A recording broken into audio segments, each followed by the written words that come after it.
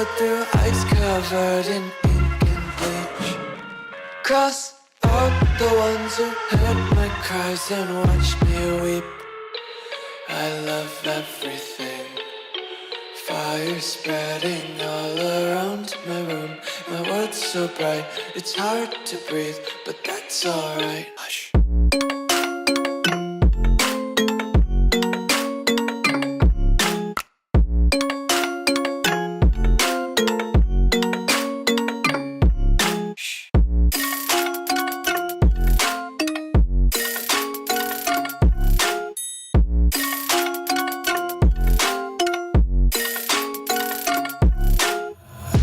Tape my eyes open to force reality. Why can't you just let me eat my weight in glee? I live inside my own world of make-believe. Kids screaming in their cradles, profanities. Some days I feel skinnier than all the other days. Sometimes I can't tell if my body belongs to me. I love everything. Fire spreading all around my room. My world's so bright, it's hard to breathe, but that's alright. Hush.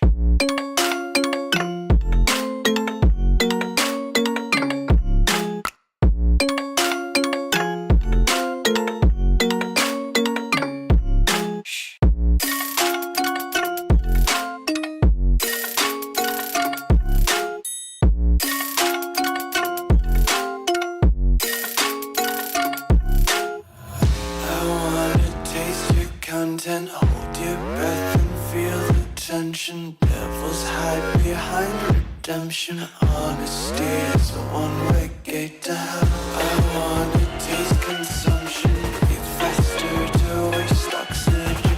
Hear the children sing aloud. It's music till the wick burns out.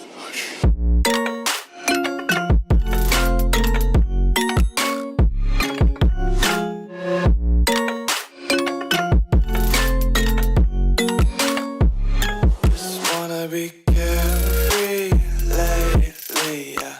Just picking up daisies. Got one too many quarters in my pockets. Counting like the four-leaf clovers in my locket. Untied laces, yeah. Just tripping on daydreams. Got dirty little lullabies playing on repeat. Might as well just ride around the nursery and count sheep. I like that song. Always gets me hyped up before a live stream. What up? This is a surprise live stream. I did not tell anyone I was doing this. There is no tank. It is just I. So there will be no promos in this. I want to talk some draft. I've been recording, talking to myself for what feels like just fucking forever. I had to replace our show computer today.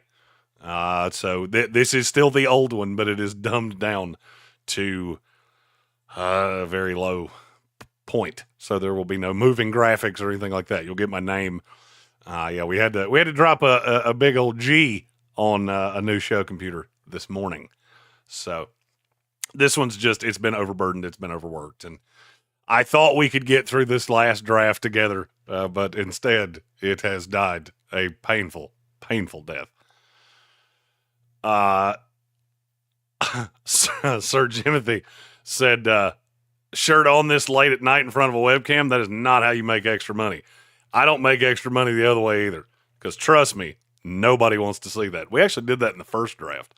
I did the 7th round shirtless for, I can't remember how much Patrick Holt super chatted, but he super chatted or he sent in a donation. I don't even think we took super chats at that time. And we did the last hour. We did the last round of the draft with Jeremy just full TTs. I don't ever want to do that again. So poured myself a nice liquor drink. There's a lot of liqueur in that, and I will give all of you in the chat one guess what it is mixed with. That's a nice Jeremy cocktail that I poured up. It is 9:09 on the East Coast, And that should probably tell you what the mixer in that beverage is.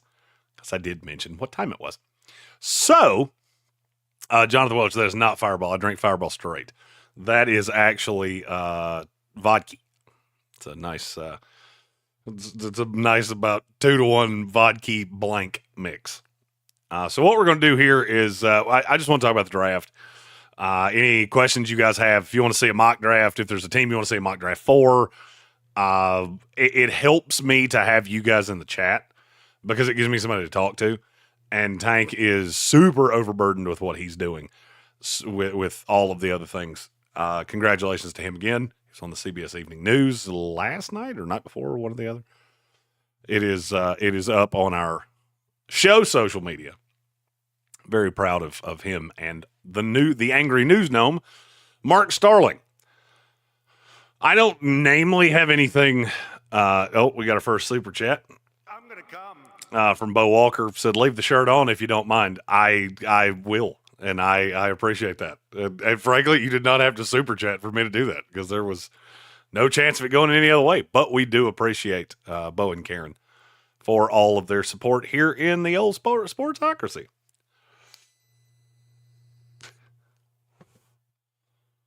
I've been inundated with stupid questions today. And I know that the smart people that listen to this show will give me good questions that I can really sink my teeth into. And that's what I'm looking forward to.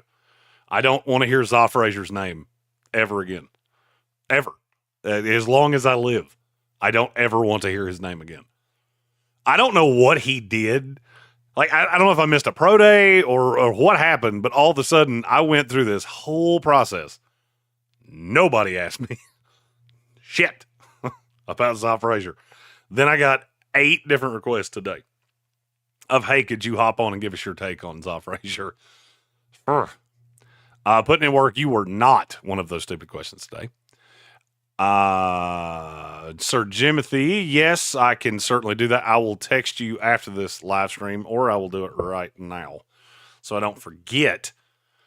I am running on an amount of sleep that most squirrels could not survive. So, let's see. And of course I have 14 text messages. Yeah, this is basically my life on a live stream. Pull you up so I can remember to do that. And before I forget this, you're talking about paying things. Our guys at Walk the Mock, they are taking very good care of us. I got a payment from them today that was, I honest to God thought it was a misprint. So we are going to do at least 2 more full mock drafts. One of them will be one day this weekend. I do not know which day. I haven't checked my schedule. But we will have a full Walk the Mock. So just know, if you're still using our promo code, we appreciate you. There were a lot of you apparently, because that number surprised me when it came through. It also greatly helped with the purchase of the new show computer this morning. That was a G that I was not planning on spending. Let's see. Red Sea. Thoughts. Oh, I got to hit the button. I'm gonna come. I'm used to Tank hitting the button.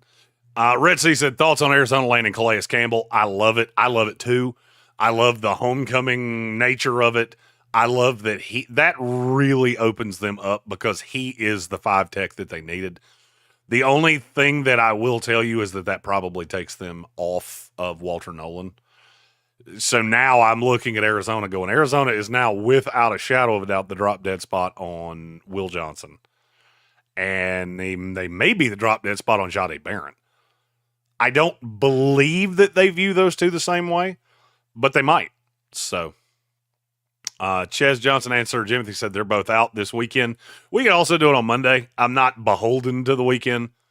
I have X amount of shit to do between now and the draft. So, Sir Jimothy said Hunter to Las Vegas is way up. Let's see if something has happened today. I have not checked this today. Oh, going to the old DraftKings sports book for player drafted by who will take Travis Hunter. The Raiders are up to plus 4,000. I am just going to keep doubling down on that until it stops being fun for me. So there's that. And I'm good. Putting in work said Arizona has been putting in work to be able to take the best player available. They have, and they've done a great job of it. I didn't wax poetic about what Arizona had done. They have continued to filter things out through the course of the offseason, and I think they've done a really good job. That team is going to be vastly improved defensively next year, especially if they add a good corner in this draft. I'm going to come. Red Sea said, bring on Will Johnson, not you, Jade Barron. I understand why people feel that way, especially if you need an outside corner. I do think those two are – I think they're both good. It just depends on what you're looking for, and I think Arizona is very much more looking for Will Johnson than Jade Barron. Let's see. Detroit Fan Man said, wondering where does Nick Scorton, or as we call him here in the Sportsocracy, old hurtin' for a Scorton, where does he get taken if he doesn't transfer to Texas A&M? He led the Big Ten in sacks as a sophomore before transferring. Maybe I'm hurting too much. I'll be honest with you. I think it's the dumbest transfer move I've seen in a minute. I didn't understand it when he did it because Texas A&M is notorious for doing this with defensive linemen. Where would he have gone if he had stayed at Purdue? That's kind of hard to gauge because Purdue was really bad this past year. I think Scorton would have still been really good. He probably would have played at that 260 range, and he probably would have been top 10, top 15. I had him and James Pierce Jr. very, very close in summer scouting. I never really bought into Mykel Williams. He had way too much Sasquatch for me. You keep telling me why he should be good, but you're not telling me why he is good. And it's a lot of projection. It just never happened. So, putting in work has he's been putting in work. And he has a mathematical formula now for player rankings that I find to be very interesting. And we're going to talk about that. That's going to go up on the website. We have a big info dump going on the website. I thought it was going to be this past weekend. That's when the computer issue started. So we had to get everything into the Dropbox, get it situated and ready to put up on the website, and try to nurse this bad boy through until we get the new one. So we have not forgotten. We did run into a bit of a headache with player profiles because we are a monetized channel. So it's hard. I have yet to figure out a way that I can do player profiles that way. I'm going to start recording those this weekend because so for the draft, we'll have myself, Tank, Cowboy Zach Hurst, and the Canadian himself, David Smith. We will all be live in the building on Radio Row. We're hoping to add 2 more. I got to find 2 more press credentials for 2 potential special guests that could join us in Green Bay. We also may do something where we have 2 setups, one at Radio Row, one back at the Airbnb, just to facilitate all the things. I haven't figured all that out yet. We have a lot of info. We have a lot of stuff that's going to make this a very crisp, very professional looking draft that I'm very excited about. But I don't know exactly how all these things are going to line up. What I do know is that we're going to have my breakdown, not in the moment, recorded like a minute and a half, 2 minutes on each player that will play when they are drafted. And then we'll go out on YouTube with a tag of this is the player that went to team blank. They will all be preloaded into YouTube, and then they will flush out when the player gets drafted so that fans of the team can search that player and go, hey, that's my guy. Because we really want to capitalize on all the momentum that we have this draft season so that next draft season can be even bigger. Hell, maybe next year we'll bring 10 people. I never thought we'd get to 4. The fact that we might have 6 is it's dumbfounding to me. So Getting bigger every single day, and we appreciate you for that. Ches Johnson said, all I want for Draftmas is some solid damn O-line guys for Houston. 4 picks in the top 100, at least 3 should be offensive linemen. I think they will. I keep seeing Gray Zabel with Houston. Sarah McCoy, I believe is her last name, keeps telling me that Nick Caserio doesn't draft small school guys. He has not drafted small school guys in the last couple of years, but he has done it before. So I would never be beholden to the we don't draft small school guys. Now it's so rare that small school guys aren't even small school guys anymore. Like Gray Zabel played at the highest side of the FCS. I could argue the high side of FCS and the low side of the Big 12 are pretty damn close to each other. And if you don't believe me, go back and watch Colorado play North Dakota State. It's pretty similar. Red Sea said, entering the year, Skurton was my number 1 edge rusher. Then Texas A&M happened. He was my number 2 behind Pierce. Texas A&M did him no favors. They bulked him up. They showed some deficiencies in his game. He didn't look as fast. He didn't have the burst, and that was definitely a problem. So I think Nick Skurton's going to go to a smart team. I do believe he probably goes at the end of 1. There's a possibility, I suppose, that he could last in the beginning of 2, but I think pass rusher gets thin. So let's see. Putting in work said North Dakota State was a better team than Washington State. I would agree with you on that. Washington State was Kyle Williams, John Mateer, and nothing else. David L., what team do you think would want a do-over thus far? Are you referring to the offseason? Because if I was a team that would want to do over, the New York Jets would be pretty high. I think the Houston Texans would be pretty high. I just can't figure out what the fuck they're doing. Like you traded Laramie Tunsil, who I get is an older guy, but he's not as old as you think. But what are you doing? Like, where are you headed with your offensive line? Are you planning on taking 3 more? What do you do with Blake Fisher, who was absolutely terrible last year? I will tell you a thing about me this is one of the dumber things you'll ever hear. There's a website called Sporkle. It's a quiz website that I'm a big fan of. One of the quizzes that they have on there is every year they take the draft, they give you the player, and you have to name where they went to college. I do this every year just to see how much I've retained. Last year, I went 256 for 256. The year before, I went 249 for 256. And 2022, I went 245 for 256. So the information stays in the old mind brain and doesn't seem to be going away. So that's a good thing. Red Sea, Dallas wants a do-over of the 2000s. I would agree that Dallas was another team that I was thinking about. Cincinnati, I feel like you got the 2 big deals done, but you're just fucking everything else up. This Trey Hendrickson thing doesn't make any sense to me. I don't know why you would make those comments about him of he needs to learn his worth, and it was very odd. And perfectly timed Evan Doyle with a late night Jeremy comment. Yep, I'm here. It's been a long 4 days, and I needed to talk a little football with smart people that listen to this show, so I did a surprise live stream. I am all jacked up on Monster, which, by the way, Monster was the correct answer of what's in this cup with vodka in it. So I got a lot of prospect profiles to do tonight. Because now, with the help of Joshua Brooks, I do intend on doing 250 of those this year. So my hope is that we have only a handful of guys that get drafted at the draft that don't have my prospect profile. Those will also go into the draft guide. So this is my own personal draft guide. It has all my rankings. It's really easy to just flip through. It's PDF.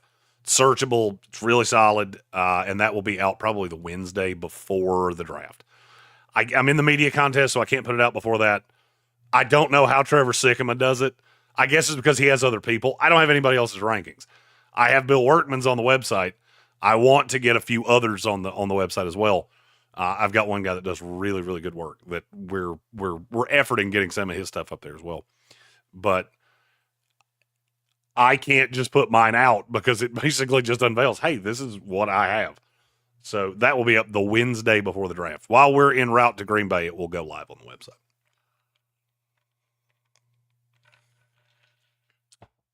Let's see. Evan Doyle said Trey has needed a new agent this entire time. Extremely tone deaf from Katie. But eventually you need an agent that can actually get you what you want or near what you want. This is his contract year, but I'd be surprised if we don't eventually get something done. I would agree. I sent some texts over the course of this day about Trey Hendrickson. Is there a place that it feels like he's going to end up landing? I thought Detroit made a lot of sense. And basically everything I heard was they're going to ultimately get this done. This is one of those fights between a married couple that you see quite often, and they're eventually going to patch it up. So I do think Trey Hendrickson will be back. I also think there's a good chance that they draft an edge to put on the opposite side of him pretty high. I had him taking Mike Green in the mock draft Monday mock, and I really liked that. Mike Green also crushed his pro day. We did not talk about that, but Mike Green absolutely eviscerated his pro day. So now we're getting into you better really believe the shit about him that you keep saying. Because if you bypass him, you're going to look like a dumbass. Because every one of us is telling you, this dude's not of this earth. So if you need an edge rusher, you better be looking at Mike Green. Oh, I appreciate all of you joining on this surprise live stream. I'm taking any question that you want to ask. I do have the mock draft simulator fired up right here beside me. So if anybody wants to see just a team by team mock draft, I can facilitate one of those at this point. Let's see. Mike Green's going to hurt some people's job status for passing on him. I agree with that wholeheartedly. And Stephen B asked, are people really so sure Abdul Carter is better than Mike Green? The difference between the two is how versatile Abdul Carter is, because he's played off the ball. So he's really ready to be an off-ball 3-4 linebacker right now. I would say there's more safety in Carter. In terms of, would I be shocked if Mike Green wound up being a better player? No, because they're both elite pass rushers. Abdul Carter is more of a freak. But, I mean, if you're asking me would I bet my house on it? No. I will bet my house Abdul Carter and Mike Green are better football players than Zoff Frazier. I would not bet them against each other. So that's a really good point. Red Sea just sent a mock to the mock draft, or the NFLdraft.net Discord. Let me see if I can find that. While I do that, I'm going to look at, let's see. Evan Doyle, Sheriff is apparently waiting for the draft before he signs. According to my Jags friends who are pretty in tune, I've heard that as well, that Brandon Sheriff is going to be looking for potentially a spot to win and a spot that doesn't wind up with a guard. Look, guard in this draft is thin. You got a lot of guys like Cameron Williams that have never played guard. They could come in and be really good, or they could come in and have a huge learning curve. So I do think there is. I think there is a merit to him waiting a little bit. Okay, let's see. Red Sea's mock draft that he sent to the last two messages, and that's for the Cardinals Discord. I was about to be like, damn, the last two messages in this Discord are Red Sea mock draft. I had Will Johnson at 16, Demetrius Knight after a trade down at 47, Jonah Savanea at 83, Ola Oladejo at 103, Jamari Caldwell, and Ty Robinson. I love all of those picks. The only thing I'll tell you is Ty Robinson is not lasting till the 7th round. Should he? Sure.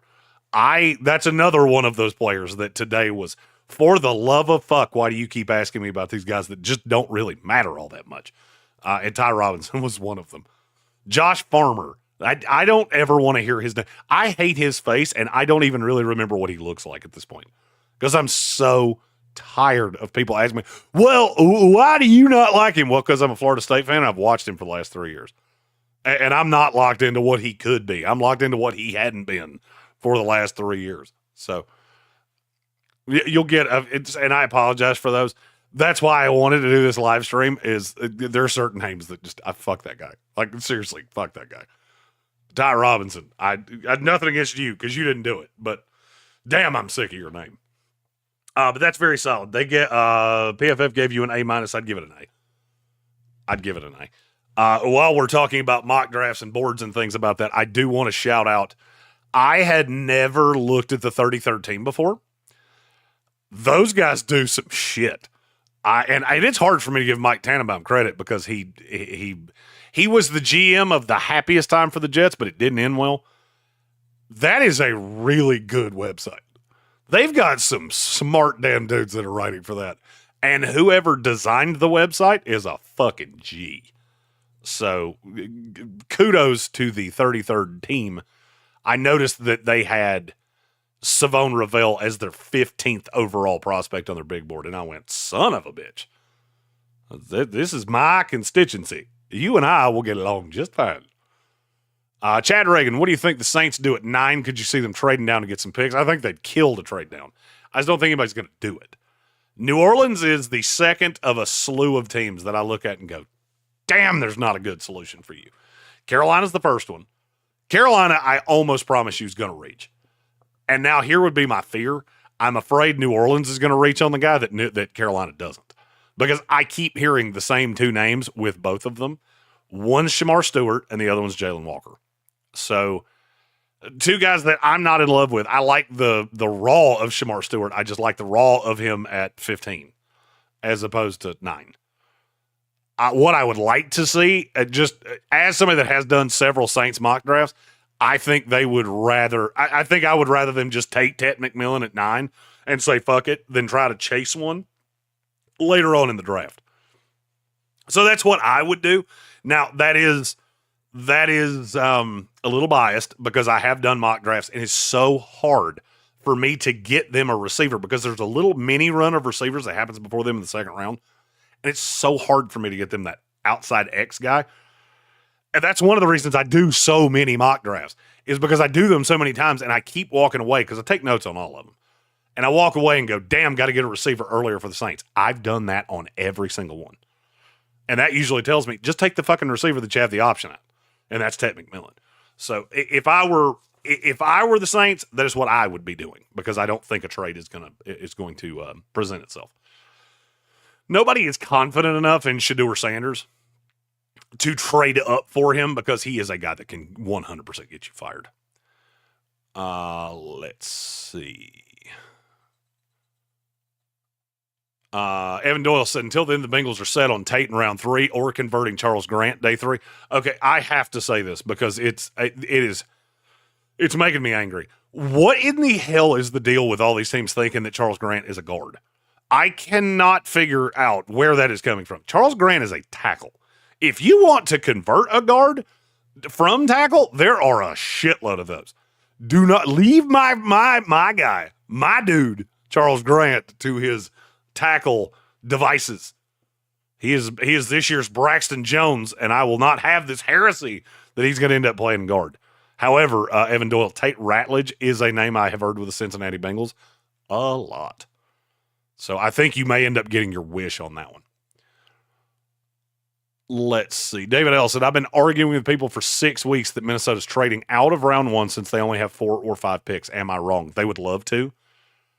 What will kind of control that for Minnesota is, does somebody fall? Does Mike Green fall? Does James Pierce Jr. fall? Does I don't think Shedeur can fall that far. Can Jackson Dart fall that far? They're going to have to find somebody that's willing to come up. And you got to have somebody that's worth coming up for. I think they'd kill to trade down. I think there's going to be several trades in the teens. Watch out for Red Seas Arizona Cardinals. I think they're a team that could trade down. They love moving around the board. They're also a team that likes to trade down and then trade back up, which has always confused the shit out of me. It's a very smart strategy. It's so hard to trade around the draft damn near every year. And yet Arizona finds a way to go, woohoo, back up. Nobody else can do that, but Arizona can. And I respect that. Doyle was on the Saints. They would trade down if anybody take him up on it. Just don't know who it'd be. Put in work, said Mike Green has more of a range of outcomes than Abdul Carter. He has more of a bust percentage solely because he played at Marshall and the level of competition is so different. So that would be to what Steven said earlier. In terms of overall player, I love them both. But Abdul Carter did it in the Big Ten, and Mike Green did it in the Sun Belt. So those two things are a little bit different. or they're in the Sun Belt. I'm pretty sure they're in the Sun Belt. They shook the conferences up, and now I can't remember where anybody plays. Jonathan Welch, are we doing another member walk the mock? Yes, we are. My goal is to do one this weekend or on Monday or one of those days next week, where we do an uncensored after the show. I do want to thank all of you that signed up for Walk the Mock. They sent us a very nice payment today, which could not have come at a better time as we had to replace the show computer. So thank all of you, and thank you to Walk the Mock. So if you want to be involved in that, shoot me a message, put it in the chat, whatever the case may be. I want one that's 32 teams. So I'm going to give you as many days of notice as I can here. But whatever day works for everybody else, just let me know, and we'll try to facilitate that. Let's see. I see one of these. I'm gonna come. From Red Sea, it said Monty Bossenfort. I actually like Monty, so I hate when people say I'm a boss, but I'll actually, for that one, I'll let it go. I'll agree with that. Randy L., I think there's a chance that the Patriots have Campbell at 1 on their draft board. What do you think about that because of Vrabel's value for intangibles? I don't just think you're right. I'm almost positive you're right. I talked to a Patriots beat writer around the combine. I can't remember if it was right before or right after. And he told me specifically, and this dude is stupidly accurate with New England. He said, I swear to God, they have Will Campbell ahead of everybody. They don't love Travis Hunter. That's why they went and got Carlton Davis, because most teams value Travis Hunter more as a corner than a receiver. And the fact that they haven't touched the line is because they know that there's nobody that's going to corrupt them on Will Campbell. And they love him. Everybody worries about his arm length. Why did that not matter in the SEC?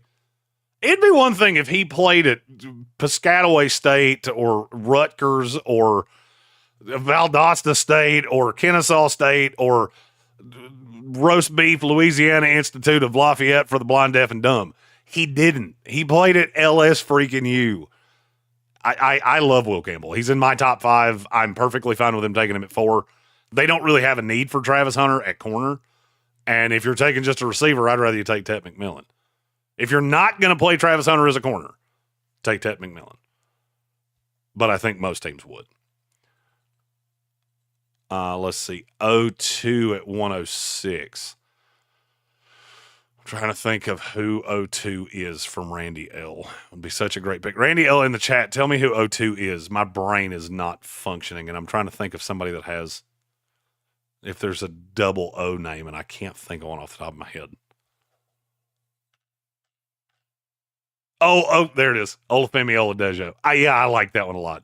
I don't know that there's any player in this league or in this draft that I have gone from absolutely hating to I'm almost to the full-on like him more than Oladejo. I am a huge fan of his. Evan Doyle said he would be down to do a walk the mock tomorrow or Friday. I cannot do one tomorrow. I am recording literally right up until the show, and then I have something to do in the afternoon. So I cannot do one tomorrow. Friday would be possible. So we'll have to look into that. Putting in work, said the 33rd team do a lot. I agree. Randy L said they're solid. That kid at Hail Mary Sports puts in some real work. Or Hail Mary Sports, excuse me. I agree. I consume a lot of draft content, and it is not hard for me to see the ones that put the work in and the ones that try to fake it until they make it. 33rd team does great shit. Evan Doyle, if we do a UDFA portion of the draft coverage, which we will, I have some dudes to cover. So basically the way that's going to work, so I'm actually glad you said that. We're doing day 3 from the Airbnb in Green Bay. We're not going to try to load up all the equipment and go to the empty media room because no media covers day 3. We're in a super cool house in I can't remember the name of the town now, but it's a little bit out of Green Bay. Gigantic house right on the water. It's got a bunch of cool shit. It's got a pool table. We're just going to load up the beers. We're going to have a fucking hell of a time on Saturday. And then we're going to cover UDFAs as they sign. So that we'll probably be on air, God, until 10 o'clock Saturday night. And we have a fun super chat thing that I have been working on for months. I have not told a fucking soul. Tank, my wife, literally short of me and Jesus, there is nobody that knows what is going to be said on night one of the draft. And I am so excited about it. It's the coolest prize we have ever had. Single coolest prize we have ever had in the history of this show. And I am so excited about it. But we will get into that on Thursday of the 2025 NFL Draft. Another thing to mention here, merch. People ask about merch all the time. We are reloading the merch store as we speak. I hope to have it active again by Friday. In the chat, draft catchphrases that you would like to see on shirts. I'm going to have some NFLdraft.net shirts made that will be on the website in every team's color. I just need a catchphrase, and I don't know what it needs to be. So in the chat, chuck those out there. We're going to do a better job of giving away merch this year. I let all that shit lapse. After the flood, we got into there was just so much shit happening that got put on the back burner, and I apologize for that, but we're going to do a better job of that. Jason Barrett from Barrett Media put out an article, and it was one of his guys that wrote it. It basically said, you understand that's a walking billboard, right? Yep, sure do. We got to do a better job at that. And that was the kick in the ass I needed. Stephen B., any chance that Jalen Milroe is the 2025 Michael Penix? I don't think so. I'll be 100% honest with you. If the NFL draft was 40 rounds long, I would never get to a point where I took Jalen Milroe. Decision-making for him is so unbelievably bad that I cannot wrap my brain around how bad it is. If you told me he succeeded, I would almost take bets on what year it was that he got into a lineup. And I will say it's not before 2028. That's how bad some of the reads that he makes are. Look, he's very naturally gifted. Super inaccurate. His throwing motion is kind of bizarre to me, kind of tough to replicate. And yeah, he's got a big arm. Yeah, he's fast. That's all I got. Literally, Usain Bolt would have half of what Jalen Milroe has as a quarterback. There is nothing to him in terms of reading an NFL defense. And if you go back and watch him at Alabama, it is really easy to pinpoint which teams play those gimmicky-ass 3-3-5s and different college defenses and which ones play legit NFL defense. Because the NFL defenses kicked his ass. Clark Lay at Vanderbilt, yeah, he was an NFL guy for a long time. Let's see. Putting in Work said Carolina needs to go JPJ over both of those guys. I hate to tell you this, but they won't. And he's talking about Jalen Walker and Shamar Stewart. Randy L., what do you think about J.J. Pegues in New England being used on offense? Sometimes they talked about fullback, and Vrabel, I think, would love that. What is his range in the draft? Pegues has gotten some steam here in the. I mean, we're not at the quarter. We're not, cut down the stretch they come yet, but we're getting pretty damn close. And J.J. Pegues was not talked about at all. And then he was. And I'm shocked at where did that come from?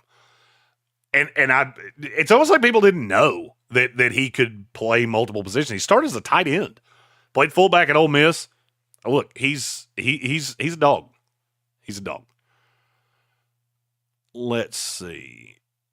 I would love him in New England. I think Mike Vrabel would be the kind of guy that would draft him. Let's see. Evan Doyle said J.J. Roberts and Nate Valcarcel. Varsaker. Phonetically spell that one for me. Are getting literally no love and can be molded into contributors in the NFL. That is a deep dive. I have neither one of those guys in my top 540 right now. I know the names, but I can't place who they are. Jekyll, kind of draft related. There's been a lot of talk about Tyreek Hill getting traded to the Panthers. One, does this happen? Two, what are we giving up for it? Because we know there would be a few picks. I don't think the Tyreek Hill thing is real. I know he's posted some cryptic shit on Instagram, and there's talk with him and the Dolphins. If you were going to do that, you would have done it at the start of the offseason.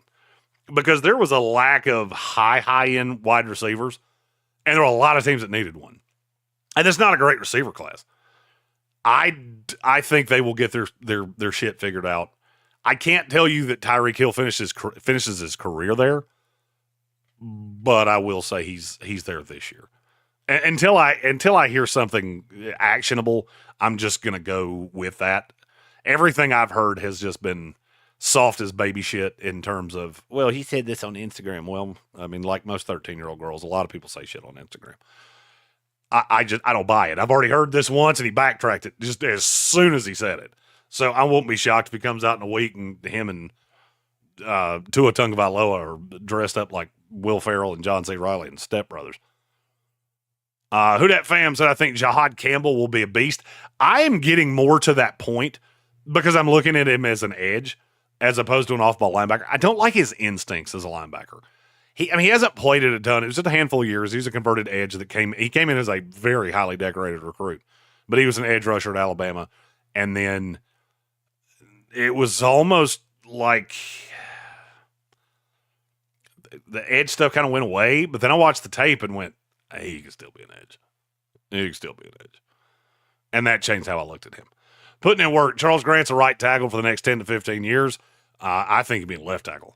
I'll be 100% honest with you. I think he is the best left tackle prospect you can get after the 75th pick in this draft. And if I was a team that desperately needed offensive linemen, I would be breaking my own neck to get to Charles Grant. Doyle also said, not saying he should be a guard, just spewing what I've heard. There have been a lot of people that have been I hope that what I said didn't. The Charles Grant thing's another thing that's kind of pissing me off right now. That was not at you, Evan. That was at the people that put out information about the draft. Like, learn a book. Send a text. Ask me. Fuck, I answer my phone all day long. I am the most readily available draft analyst in the country. I will happily tell you there's not an NFL team in this league that is looking at Charles Grant as a guard because he is a hyper athletic left tackle.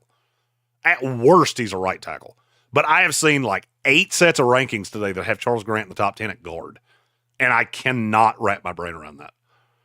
He's very fleet of foot, but if there is anything that I kind of see as a negative of him, is he doesn't have that downhill side as a guard. That would be like looking at me. That would be like somebody coming to hire me and going, I know you do that draft shit really well, but we're going to have you covering the WNBA. Feel like you wasted your money, bro, because that's not what I do. Anyway, just a little rant of mine. Chad Reagan, if Shedeur Sanders somehow fell to 9, would the Saints be a fit? And could you see them drafting him if available? Everything I've heard is that they're not in love with Shedeur.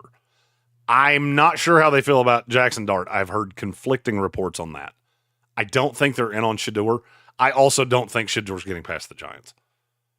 This is one of those times that I think mock drafters are going to let themselves be talked out of Shedeur, and you're going to get a lot of Travis Hunter at 3. And there's a possibility that you're right because I'm right, and Travis Hunter winds up with the Raiders who trade up to 3.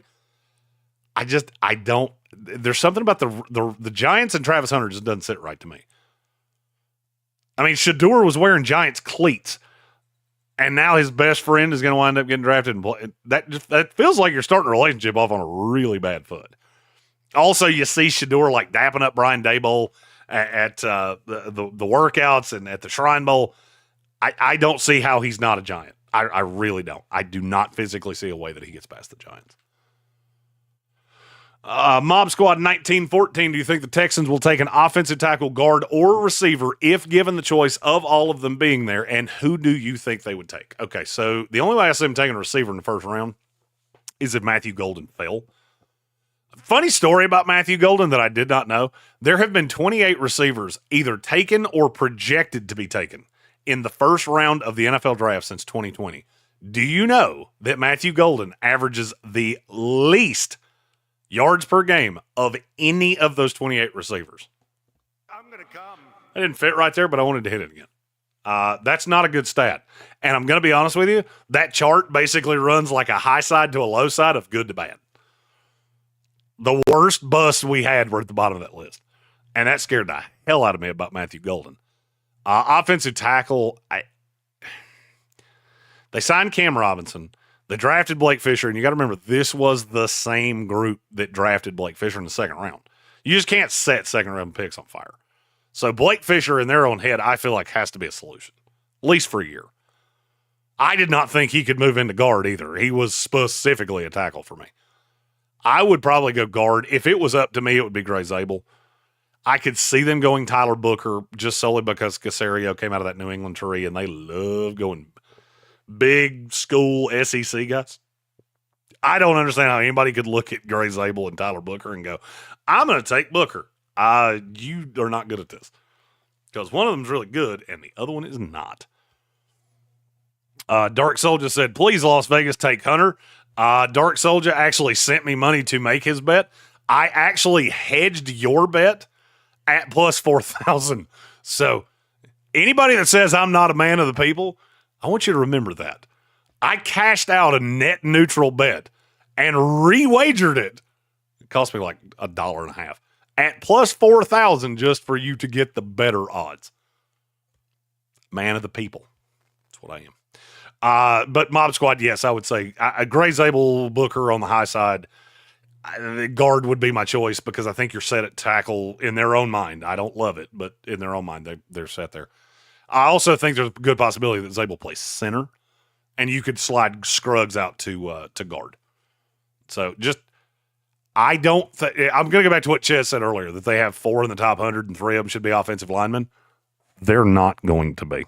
I'm going to forewarn you of that. Always remember, what you think of a guy and what an administration thinks of a guy that they invested high-end draft capital in does not always line up. I think Houston thinks that line's more set than the rest of us do. I don't agree with it, but I think it's true. Let's see. Talk to D said, Mob Squad 1914. Yeah, let's just talk Texans. I'm totally down. I'm here for you tonight. I want to talk to smart draft fans. I know we have smart draft fans that watch this show because I'm so tired of being asked stupid-ass questions about guys that don't matter. So, not from you, from the other shows that I do in promoting this here program. So talk to these. If you got questions about the Texans, fire them out there. I'll answer them, and I'll do this. I'll do this as long as my brain can hold up and as long as y'all are still interested. Jonathan Welch, is Chicago Ashton Genty's floor? That's where I have him. I don't think so. You take this with a grain of salt that it's probably worth. Chicago loves Caleb Johnson from what I've heard. I keep putting Genty with the Bears, not because I love it, but because it makes the most sense. I think Ashton Genty could fall. By the way, if you want to know why I keep saying his name wrong, it's because I have Genty and fall in my head, and I'm combining them into one word. I think he could fall a little bit further than people believe. And I'm not convinced the Cowboys would take him at 12 either. They might, but I'm not sure of that. There's so many different variables here that are interesting to me. Randy L said, I'm so out on Tet. His production's so heavy from 2 games. The speed and the latest few bits about him just add on negativity to my feelings about him. Where do you have him ranked? That is a damn fine question you have there. Gemini, where do I have Tet McMillan ranked? Wouldn't it be cool if my computer just told me, Mullet, you have him at number... It won't, but maybe the new one will. Set that up. That'd be cool as shit. Just to have a little Jeeves that answers all the dumb shit I ask it live. Let's see. For NFL 25, top 100. I have Tet McMillan at number 9. I like Tet. The speed thing was kind of satiated by the pro day. He ran the 4.54. I'm fine with that. Even if I round that off to a 4.6, it's still not as bad as I thought it was. You just got to remember at Arizona, yeah, it was heavy to 2 games. He also had a lot of bad shit going on that last year. Him and Fafita the year before with Jed Fish were fucking tough to stop. This past year, it didn't work. And I'm more in on Tet. Randy L said, I'm also out on Burden. So much of his frustration looked like corners getting under his skin. I don't think he gets enough blame for the offense falling off. People talk about him like he was a victim, not a major contributor. I saw him punch an opposing player in the Arkansas game, get several unsportsmanlike penalties. I thought he was as much a problem as anyone else in that offense sputtering. I agree with you on everything you just said. I do not understand what it is that people see in Luther Burden that makes them think he's going to go in the first round. I see so many mocks that have him in one and Emeka Ibuka not in one, and that is fucking crazy to me. If a team looks at Luther Burden and says, I'm going to take him over Emeka Ibuka, you should be fired immediately. Because there's nothing there to support that. Ibuka is safe as hell. Does he have a super high ceiling? No. Luther Burden has one of the scariest floors I've ever seen. So I agree with you wholeheartedly on that. Putting in Work said he likes his team slotty, as do I. Draftmas is my favorite season. All hail the Mullet King. Hail.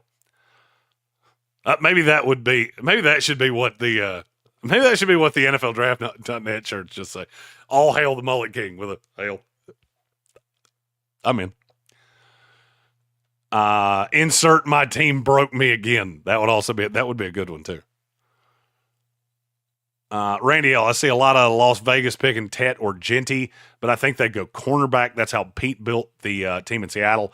I don't think Pete and Tom Brady think you need top draft picks for skill positions. Do you? I can't wrap my brain around how that brain trust takes a running back at 6. And you talk about cornerback, I got news for you. There's not one that fits there. If it's not Travis Hunter, there's not one there. Because Will Johnson does not belong at 6.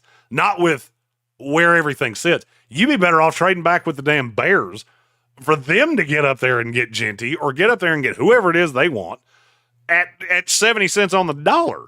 Because there is no risk of another team taking Will Johnson. Because everything on him is going so the wrong way. That's why I'm so locked into the Raiders taking Travis Hunter. Because it just makes too much sense. Red Sea, if Arizona misses out on Will Johnson, who would you see them trading down for? If I was Arizona, and 16 is going to be where that pass rusher crux starts, and you've got to worry about Cincinnati, I would trade down with eyes on Savon Ravel. I mean, you all know I love him.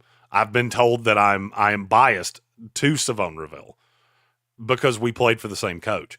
That coach got fired from that school. It's just funny for me. The fact that I like him so much has nothing to do with where he played and everything to do with the fact that I watched him a lot. Because I watched a lot of East Carolina football, and there was not a ton to be really happy about except him before he got hurt and last year. Let's see. Ches Johnson said, it's old man bedtime, so going to finish this drink, be out later, y'all. All hail Mullet Kiper, the Mullet King. Hail. Thank you, Ches. We appreciate you. Detroit fan man Zeke Biggers, defensive tackle, Georgia Tech. Is there any meat to this guy, or is he just all name? I actually like him. The workout was impressive. He got me to rewatch some tape on him. Look, Georgia Tech tape, easy for me to say, is a slog to watch. But he jumps off of it at times. And it really made me kind of reevaluate him. I don't remember where I have him. We're going to do a whole day where we put out my full big board, like the way it would be in an NFL war room, and I'm very excited about doing it. I've wanted to do that for 4 years. I just didn't know how. Now I know how. Let's see. Where do I have him?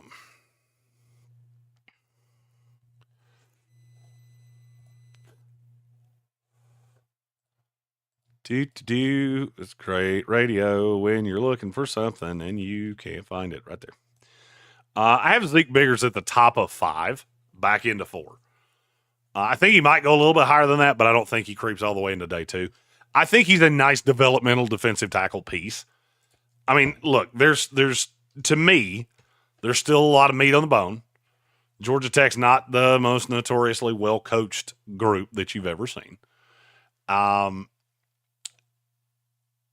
I think if he's in the right system, there could be, I mean, I think he could be flat out good. This is a good defensive tackle class to me. I mean, because I get down into the hundreds.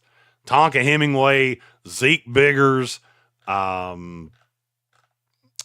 Pegues, Aeneas Peebles. There's a lot of middle of the draft defensive tackles that I really like. The thing about Biggers is that I think there's a good chance he's going to end up being a developmental nose tackle because the body frame fits that, and then you see how just freakishly athletic he is, at least in the workout. And that's intriguing. He was also I did not know this. He was a 3-sport athlete in high school. He ran track, played football, and basketball, which makes sense. Look, there's a lot of raw athleticism there. I like him. I want to make sure he stays in those developmental rounds of 4 and 5 as opposed to sneaking into 3. Randy L., this is a question that I've been asked a lot, and I'm glad you got me at a point where I could see it and answer it. Is the shoulder surgery for Jahad Campbell a serious concern for you? Seems concerning to me. It is not to me at all. Labrum is, I did not have it done. I needed it done at one point. It's not a terrible recovery. At the time, I worked a job that I really needed use of my hands, and so we just kind of rehabbed it. It is not that concerning. So when I fucked my shoulder up at one point, I had a slight tear in my labrum that I was able to rehab and do all of those things. His was, I think, a partial tear as well. It's just not that big a deal. That's not it doesn't get into structural or anything like that. I'm not worried about it. Also, if you watch him on tape, he doesn't lead with the shoulder a lot. As like Maxwell Harrison, his shoulder injury scares the shit out of me. And it happened 2 years ago because he leads with his shoulder all the time. Jahad Campbell doesn't do that, so I'm not worried about it. Evan Doyle said, J.J. Roberts was PFF's most productive safety by a few measures, and Volkersel played at NIU. Okay, the kid from NIU, I remember because I looked into him. Somebody else asked me about him. NIU gets a lot of love from people on the show. Had a great year against meh competition. Both need NFL training, mini cheeseburgers, and time on a P squad. So, yes, I do remember the NIU kid, whose name I'm not going to try to butcher again. J.J. Roberts, I'll have to look into. I want to say I remember who that is. I know he's not in my top 540. So, at this point, I've kind of culled everything else. I Shine 101. That's a new name. I haven't seen that one before. We're like an AA meeting for sports. Feel free to chime in the comments what your drug of choice is. Mine is the New York fucking Jets, who I just keep mainlining and let ruin my Sundays. 17 of them a year. What do you think about Nick Emanwari, safety from South Carolina to the Eagles at 32? I would like that fit better than the ones that I keep seeing. I don't want Emanwari to go in the top 20. I want him to play with a good secondary where he can be that move piece. Now, I would love him replacing C.J. Gardner-Johnson. I think that is an intriguing thought because Emanwari that would be the next iteration of the Brian Branch role because now you have one of those move safeties that can play in the slot. You can move him around. He's really good in coverage. As a slot corner, now I'm not overly worried about how his angles and things like that, which is one of the biggest problems I have with him because he's built like Tarzan, but he tackles like Jane from time to time. You put him in that Philadelphia system and I can move him all over the place. I would love that. I think Philadelphia is going to sit there at 32 and just take whoever it is falls in their lap. And if Emanwari's that guy, I'm fine with that. I would actually probably like that. I'd like that better than Mykel Williams. Then again, I don't like Mykel Williams. David L., let's say holy shit, that scrolled all the way past okay, let's say the Jags take Mason Graham at 4 since they are so horrid against the run. Can they also take Kenneth Grant knowing their chemistry? There's a merit to that to a degree. That's what the Rams did last year with Jared Verse and Braden Fiske because these two guys knew each other and they were basically the crux of that defense moving forward. Now, in terms of would I do that if I was Jacksonville? Probably no, because now you're using basically your top 2 picks on defensive tackles. And yes, I do think that is a huge need for Jacksonville. But I still need somebody that plays corner. I would like to add a safety of some kind. I'd like to add another linebacker. I think they still need to add another weapon of some kind. I'd like to add another running back. It's hard for me to see them taking both. It's also hard for me to believe Kenneth Grant's going to get to that point in round 2. But could they do it? Sure. And I actually think that would be solid, to be honest with you. Let's see. Chad Reagan said, what has made Dart rise? I do not feel like he was talked about in the first round until recently. He was talked about in the first round by one mulleted draft analyst. I'm going to come. God, I love being right more than I love being alive. What happened is the scouts got involved and the coaches got involved and went, hey, why in the fuck are we putting Shedeur Sanders so far ahead of Jackson Dart? Because I watched them on tape and one of them's way better and it's not Shedeur. The media wants this to be a thing where, well, that Ole Miss offense is just pick and pop, and that'll never work in the NFL. Hey, you know who played in that same system? Pat Mahomes. Yeah, all of the same guys that were telling me that Jackson Dart couldn't work are the same assholes that were telling me Pat Mahomes wasn't good. My number one quarterback in that class, OBT Dubs, over Trubisky and Deshaun Watson. I just don't care. You watch the raw talent on Jackson Dart, and it's very obvious. John, he was just on the QB class with John Gruden with Barstool. And I'm looking forward to seeing that coming out. And Gruden basically said he loved him. He's going to be a star for somebody. And I agree. I think that's a really good question, Chad. I think Jackson Dart was one of those guys that wasn't talked about in the media. And then the actual scouts got involved and the media went, well, we can either steer into it or we can be wrong.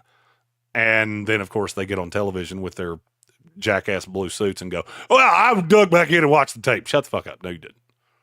I'm not going to say your name, but you know who you are. Don't bullshit me. I watched the tape. No, you didn't. Randy L. Random sidebar because you mentioned the WNBA.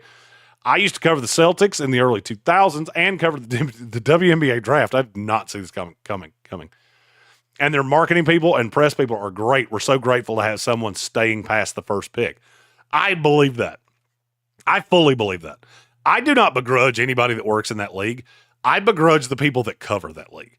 You want to know why that league will never get the traction it deserves? Because there are too many people like, I'll go M2 just because we work for the same parent company, that keep making, when you do this race baity shit, where you say shit like, well, why do people love Caitlin Clark? Because she's white. No, because she's good. You know what sells to eyeballs? Good. And Caitlin Clark is good. And they just don't steer into that. It is the hardest league in history to like, because the people that cover it want to make stories that we're not interested in. And it is so fucking frustrating for me as a guy that I've basically done away with every other sport. We don't cover any of it on this show. But A, because you've all made it very clear you want football. B, it's just not, it's not fun to cover because it's not fun being told that I'm one thing. Meanwhile, I have 3 mixed race kids. So, please tell me again that I don't want to do that shit. I don't want to do that shit. A lot of other people don't want to do that shit. But now the people that work in the league, I'm sure they're great. I wouldn't be shocked at all that they were great. There are people that work in the NBA that are great. Hell, I used to cover the NBA draft the same way I cover the NFL draft. You know what changed? Adam Silver broke college basketball, and now I don't care. And I'm not putting in the work because I don't half-ass anything. I whole-ass one thing at a time, and I'm not gonna half-ass it with the NBA draft because I don't care. The NBA falls into the same boat of what I just said about the WNBA. It's not shocking that they're run by the same parents.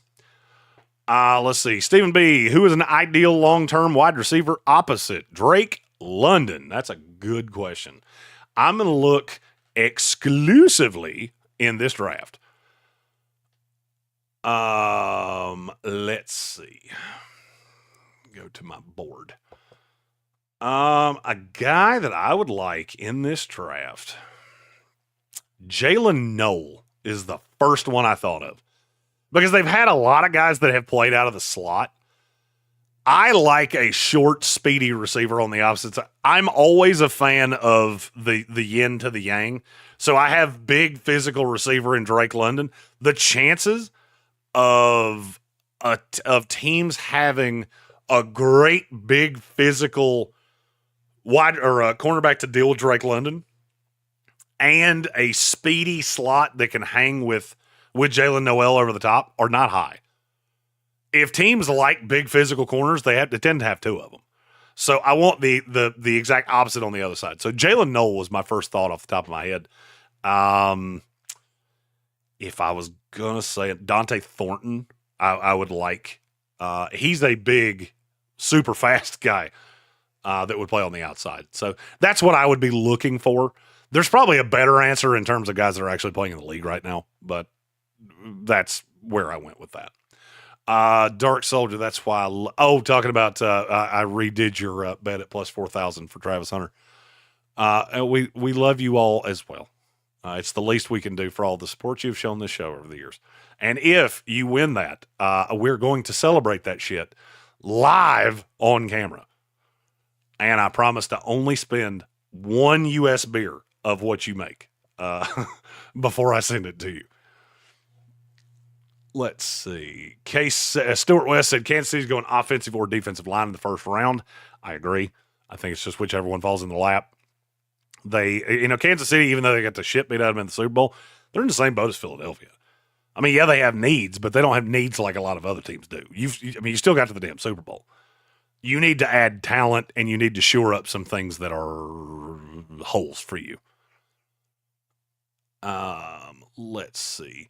Putting in Work said he sees Genty landing with Denver. I've heard that more in the last couple of days, which is interesting because I don't know exactly where it's coming from. But that's his absolute drop dead. And if that were to happen, I think there's a great chance you don't see a Marion Hampton go in night one.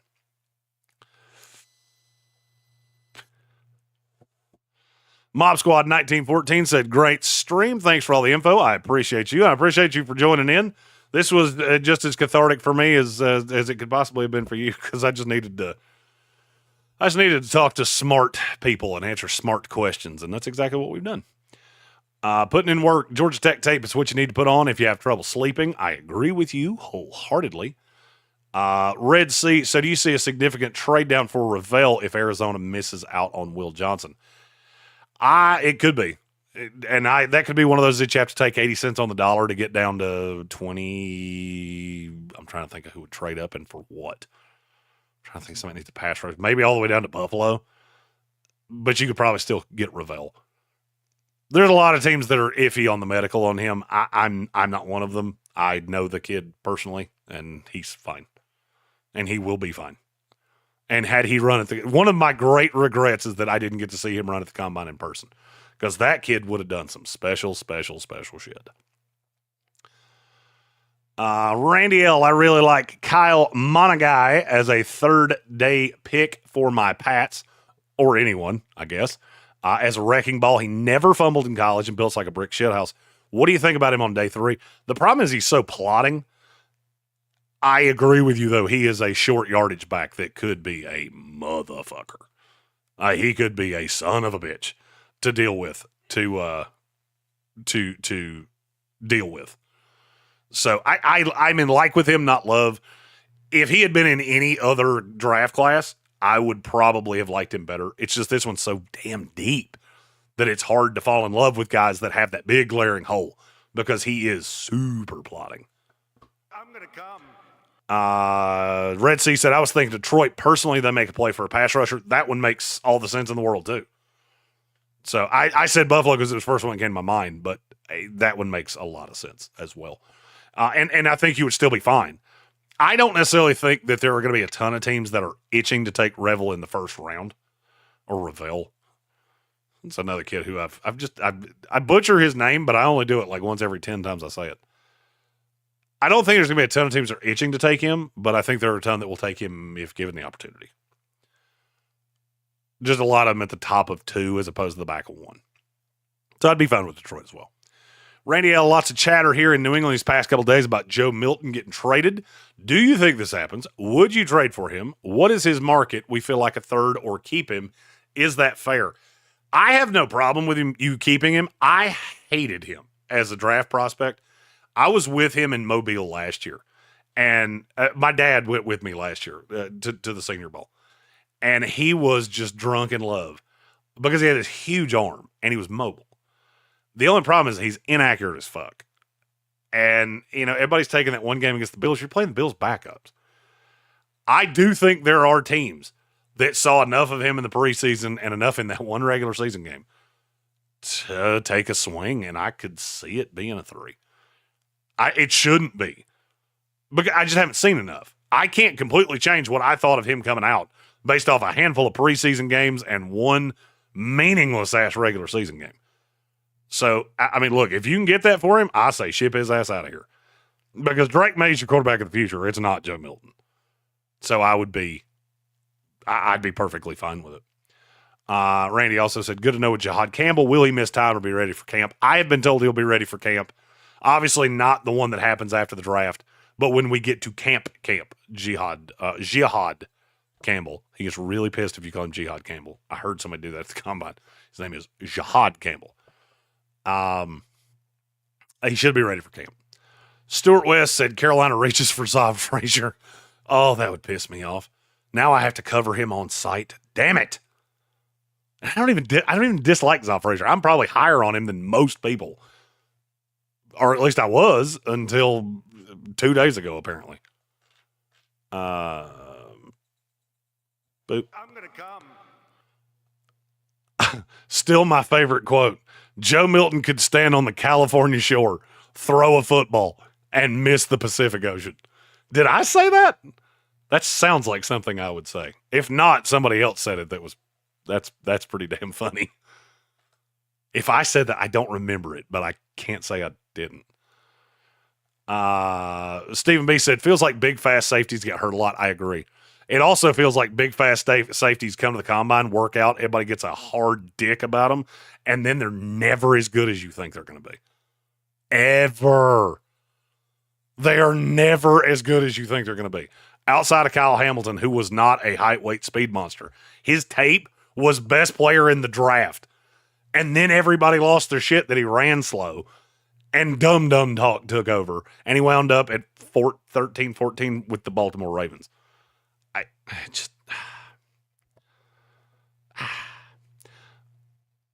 I agree with you, though, Stephen B. Big, fast safeties.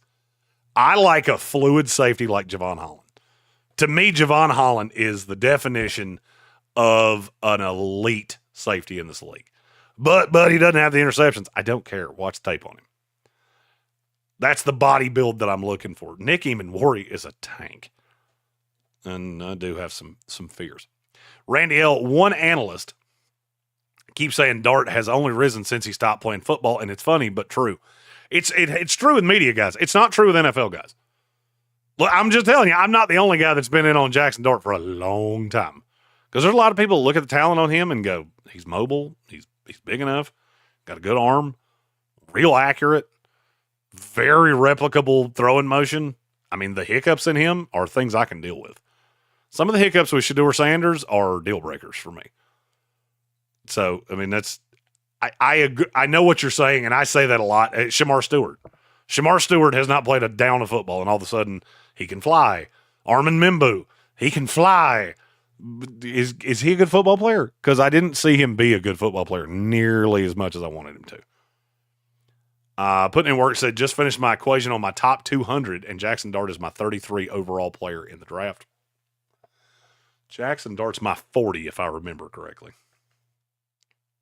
Yep. Number 40 overall and my number 2 quarterback. Chad Reagan, as a Duke fan, do you think wide receiver Jordan Moore will be drafted, or will he end up being an undrafted free agent pickup?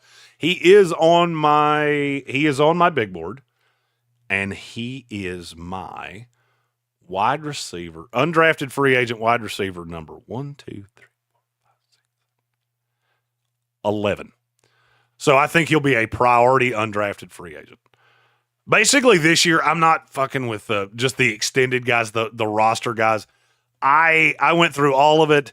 I've got 540 that I feel good about. These guys are NFL prospects. I can't tell you they're all going to work out. As a matter of fact, I can tell you they're not all going to work out. And so I'm going to do that. And then we will extend for a few hours after the draft is over. We're going to crack some beers. I'm going to Stone Cold Steve Austin some beers, probably in the snow in Green Bay, because that's my luck, because it's going to snow like a bitch, and then I might have to drive out of that shit, which I don't want to do. But by the time the draft is over, I will be Stone Cold Steve Austining beers, and Tank may have to drive us all the way home the next morning. So, because we're going to have to leave pretty early to get back in time to do a show on Sunday, because it's a day drive. Let's see. Randy Elk back talking about the WNBA stuff. The first pick that year was Maya Moore, who I know personally and absolutely adore. Nobody knew anyone else in that draft. I was literally the only one there past her and asked everyone drafted something, even though I know zero about the WNBA. There was no racial stuff back then. Lots of clicks on those articles, by the way. Small pool of articles. Anyway, end of sidebar. They just randomly asked if I'd do it. And I figured I'd never been to ESPN before, so fuck yeah. Cool spot. I had a good day, even though I didn't care about the event. That's a cool-ass story, and you can tell it forever. The biggest problem that a lot of those entities run into is themselves. They can't get out of their own way. It's what the NFL does so well, and so many other leagues do so poorly. iShine 101 said, I'm going to be honest, Jackson Dart reminds me of Jalen Hurts. That kid is going to be a winner. It might take a few years, but he has touch on his targets. You know what's funny? That's not the first time I've heard that comp, and I don't hate it. I think Jackson Dart has a more replicable throwing motion. He doesn't have as big of an arm, but it's an interesting comp. So, I love Jackson Dart, and I'm honest about it. I screamed up and down that I thought he was going to win the Heisman Trophy, because I could not wrap my head around a guy winning it that was going to lose 5 games. And then Travis Hunter did. So, Randy L. said, by the way, I know I talk too much. You do not talk too much at all. By the way, anybody that can hold 1 point of a chat rate by themselves, you do not talk too much. You may have been told that as a child, but you tell those teachers to kiss your dick, because we enjoy it here. And that chat rate really helps more people to find us. So you talk away, my friend. But I really love your streams like this. There's so few interactive podcasts. I spend so much time watching draft stuff, then bore my girlfriend and her kids with it. I bore the piss out of my wife with it. My wife, anybody that you hear that I'm tired of hearing their name, she's tired of hearing their name. Because my office is in the backside of our house. I come out of the office, I call it my hole. And then I go back in there and I just start bitching about whatever it was I was bitching about in here. And I can literally see her eyes roll in the back of her head like the Undertaker. Sorry, honey. It's a bad thing about being married to a draft guy. Gomaha. Why isn't Jeremy Green on NFL Network draft coverage? They've never offered. I talked to those guys at virtually every one of these events. I'm going to be 100% honest with you guys. I love doing it this way. I have the best deal in fucking media because I'm the executive producer of this show. I have right of first refusal on anything I don't want to do. And short of a handful of really dumb things, I can't really be fired. So I have a sweet setup. I get to do a lot of stuff with other entities. There's no conflict of interest. I don't give a damn what network you work for. I can do stuff with ESPN. I can do stuff with NFL Network. I can do stuff with CBS. And I do. And I love that. I like being able to talk to smart people and not give a damn what little acronym comes in front of their name. Some of my favorite people on this planet are podcasters. And there are certain groups that will not let you do independent podcasts like that. I love doing podcasts. I love it. I love finding a new group of people that have no freaking clue who I am, and they fire questions at me, and I love doing that, and I want to be able to do that. I have some new stuff that is coming up in the new year. Basically, the draft is the end of our season. Everything we do runs basically through April. So with renegotiations and things like that, I will be doing some new stuff in May. It's not going to change anything we do here, but I am excited about that. But it's very kind of you, Gomaha. He also said that JG knows the NFL draft better than anyone in America. I can definitively tell you that is not true. There are people smarter than me, but I put in the work. I can at least back up everything that I say. And if I'm wrong, I will tell you that I was wrong. There have been a lot of them I've been wrong on. Bangus Garchi said, hey, Jeremy, name a player you could see the Jets trading up for. I don't see one. I don't think there's one out there. I think they're going to let either Tyler Warren or Armin Mimbu fall to them at 7, and either I'm going to be really happy with Tyler Warren or I'm going to say fuck really loud in Green Bay and hope to God I don't get kicked out of the draft because I really don't want Armin Mimbu. But thank you, Bangus. To answer your question, I don't see anybody. I don't see the Jets trade up for anybody. They don't like the quarterbacks. I know that for fucking sure. Shador Sanders, I keep laughing at people saying, well, Shador Sanders could go to the Jets at 7. Yeah, except for, hey, you remember that quote where there were two unnamed sources with teams that picked in the top 10? I know for a fucking fact that one of those was a Jets coach. And do you know how I know that? Because he had just told me the same shit, word for word, at dinner about 5 nights before. So it ain't Shador. Randy L., extension of the Milton question, where would you rank him in this class? What round would you take him in? The Bills had backups, but they were NFL players, better than any one of these prospects has faced. Right. Yeah, that is accurate. It's a little biased, though, because you also have guys that have not been getting high-end reps, because during an NFL season, you're not getting the reps the same way that you would if you were the starters for a college team. So I get the argument you're making. I don't necessarily agree with it, but I get where the arguments come down. As for where he would be this year, I have Cam Ward in the very back end of round 1. I have Jackson Dart as a fringe 1-2. I have Shador and Tyler Shuck as third rounders. I would definitively have Joe Milton behind all of them. I would have him behind Quinn Ewers. He would probably be a top of 5 based off what I've seen this year in front of Kyle McCord and Will Howard, because I do have to prop up quarterbacks based on position scarcity. And I don't love McCord and I don't love Will Howard. So I would say Milton would slot in right in front of them. There's no way I would give a better than a 5th round pick for Joe Milton if I was the GM of an NFL team. Red Sea says, that was my quote of Joe Milton could stand on the California shore, throw a football, and miss Pacific Ocean.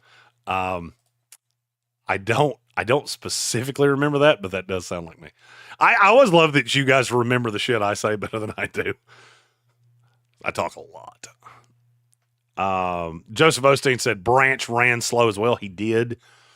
And that pushed him down, which was insane. Insane. Randy L., why don't you like Barron? Haven't guys like Branch and DeJean proven the value of that position? I see a lot of comps to them for him, but with better athleticism, why not Barron at 6? So I like Barron. I actually like Jahdae Barron a lot. I just don't like him specifically as an outside corner. And so that's the problem, is that I think where he's going to go, there probably will be a team that values him on the outside and then does not necessarily play him in that hybrid role. I love him in that hybrid role. The only thing is I don't know where exactly I can take that. Somewhere in the teens, but I'm not sure where. And I keep seeing him going to San Francisco. I see him going to Dallas. I see him going to Miami. That feels like that's going to be on the outside, and I don't want that. I like Jahdae Barron in the right situation. That's one of the beautiful things of being in this job, is that I can look at where a guy goes and go, that's going to be a fucking failure. So I could have talked great about a guy all year long, and then the grades come out, and I go, because that fit sucks. And it does make it easier to be me than to be like an NFL GM. Let's see. Boop. Nope, that's the wrong button. Don't do that. I'm going to come. Bo Walker said, is the Command Center on iHeartRadio? I would love to check it out. You can find that on Spotify. You can find it on Apple Podcast, and you can find it in the Google Podcasts. And there was another one, and I can't remember now what it was. You can actually search it in Google, and it will pop up. Those will be matriculating out over the course of the next handful of weeks. And it is the Command Center podcast, official podcast of the Washington Commanders, with me, Logan Paulson, and I'm blanking on the other guy's name. Logan's the one I talk to the most, so love those guys. iShine 101 with another one of these. I'm going to come. He said, I am a new sub to your channel today with a super chat. God bless you. That's big boy time. And it really helps because I just had to drop a G on a new computer because I broke this one. He said, I'm loving how informative you are. Hit the like button, ladies and gentlemen. I appreciate that so much, iShine. We are a weird channel in that we did YouTube, but it was like, we thought radio was the end all be all for about 3 years. And then we figured out, hey, wait a minute. Only certain people can hear us on radio. So yeah, it's really great in Nashville, but if we want to spread out to the masses, then we have to really do YouTube. So we have the last month, 2 months has been the biggest set of growth we've ever had. We went from 5,000 subscribers to almost 6,000 in like a week or 2 weeks. And now we're knocking on the door of 6,000. We really would like to get to 10,000 by the draft, or at least by the end of it. We're going to be on air nonstop, other than sleeping. And we have so many of us that we may not sleep at the same time. So we might be on nonstop the entire time in Green Bay. So I'm very excited about it. And iShine, thank you so much for subscribing to the channel. Thank you so much for the super chat. That's so cool. I always love seeing that. When I saw your name, I was like, I don't think I've seen that one before. And I really try to do my damnedest to make sure when I see a new name that I shout that out. Kind of like Demetric, which I don't think I've seen that name before either. I apologize if I have. We're like an AA meeting for sports. Feel free to put out in the chat what your drug of choice is. Mine, is tall receivers that they can't really do shit except be big and be fast. Looking at you, Stephen Hill. Looking at you. I just found out Greedy Williams is playing in the UFL. I thought he was the second coming of Darrelle Revis. It is so funny you say that because I killed him coming out. And I was like, what in the fuck are people seeing in him? I saw the raw talent, but I went, there is one system that he fits in. And there are about 4 teams in the NFL that play it. And as soon as he got drafted, I went, dead. D-E-D, dead. But I still think he could play in the league.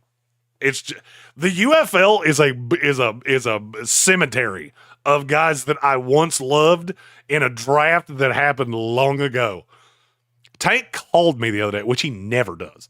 He called me to say, hey, by the way, have you looked at these UFL rosters? Because there's a lot of dudes that you at one time really liked that are now in the UFL. And that's not good times. And then we laughed a lot. I'm going to come. Red Sea said, any chance you could do a mock for Arizona real quick? Would be curious to hear your current thoughts. Give me just a minute and I'll set that up. I have to switch out the frame to do that, but I could do that. Let me answer the rest of these questions and I'll knock that out real quick before I get out of here. Let's see. I do want to make sure I get to everybody's comments though. Bangus Garchi said, I like Campbell for the Jets. I do too. He's very versatile. He can move inside if he doesn't work out at offensive tackle.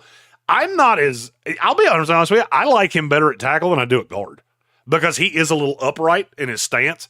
And I'm afraid that being so tall that he's never going to naturally be able to bend and get in and out of the break with real aggression. So I think he could slide into guard. I still project him as I think the way his career goes, he's either a really good left tackle and he stays there forever, or he's a middling left tackle that eventually gets moved to the right side. And then guards the absolute Robert Gallery fallback. And yes, I've been around that long. I remember Robert Gallery. That was when I was but a wee draft nerd, and I thought Robert Gallery was the second coming. And fuck, I was wrong. I look back on that and go, man, you were dumb because you just blistered through like 8 stop signs on that guy of not good. He's not awesome. And you should not be telling people how good he is. And nope, didn't listen. I was also 16. So, that's a thing that I did. Jeremy, if you, this from Gomaha 25, if you like Jackson Dart so much, you must have Garrett Nussmeier as your number 1 quarterback 2026. So I don't actually do rankings on the following year until the summer before. Nussmeier's on my watch list. It's my watch list for next year is Arch, Nussmeier, Aller. There's a weird one. There's a weird one that I like way better than everybody else, and I cannot think of his name. I am a Liava. There's a handful of more. We're going to really get into summer scouting. We have a super cool thing that we're going to do next year. And y'all may think it's the dumbest idea ever, and if you do, please tell me so that we don't sink a lot of... Actually, you know what? I can tell you here. It's a late night stream. This is where we tell each other shit. So we have a deal with this service called DC Streams that has every college football game. So in the fall, we're not going to travel as much this year as we have in the past. And so we're going to try to bring our NFL audience into a college audience so we can watch tape together. Well, I can't show tape live on screen because that's copyright infringement. So what we can do, though, is pick matchups. So I'm going to use this draft class, for example. When if Travis Hunter and Tedrow McMillan had gone up against each other, that's the game we're watching. That's the Sunday or the Saturday game. Tank and I are going to sit in our houses, just set up like we would do on the radio show, and we're going to lock in on this film, and we're going to break this film down live as it's happening. We cannot do play-by-play, but DC Streams has a built-in 30-second delay. That means we can, if you're watching it on the same thing, you'll see it in the same time. If you have any of the streaming services, you'll just have to pause it to where you're with us. But we're going to watch these games together and try to make NFL fans, college fans, and watch the tape as we go. So if you think it's a stupid idea, feel free to tell me. If you think it's a great idea, feel free to tell me. But yes, Gomaha, I do have Nussmeier very high on my watch list for next year. Randy L, for all the prospects Ole Miss has in this draft, which is a fuckload. It's amazing they didn't have a better record than they did. Lance Kiffin III. That dude will let you down more than the wife that's cheated on you 8 times. Because you know what a wife that's cheated on you 8 times loves doing? A 9th time. And Lane Kiffin looks like Mother Teresa compared to that. Nope, I did that backwards. Lane Kiffin makes that wife look like Mother Teresa compared to him because he will just constantly let you down. And it's infuriating because I love Ole Miss. I love that school, and I really want them to have that one run. And it should have been this year. Victor Shelton, explain to me like I'm 5, how do analytics approach someone that played at 2 or more schools in 2 or more systems? That's a damn good question. So that's not necessarily an analytics question. That is more I know scouts that automatically ding guys that have played for 2, 3, or 4 schools in their 5 years. It's just instantaneously. You're starting down 5. Now, what I think you're asking me is analytically, how do you look at guys that are in 2 different systems and the tape looks different in 2 different ways? So I would look at that, at least for me, I would look at that the same way that I look at guys now that are miscast. So they go into the wrong system, and I'm forecasting what they can do because I'm taking little snippets that are not necessarily scheme specific, where I can see where they do high level things, and I go, in a system that you're allowed to do just that, you would be really high end. That's what I'm clinging on to. Let me see if there's let me look at my big board and see if there's a guy that I can hammer home this reference with.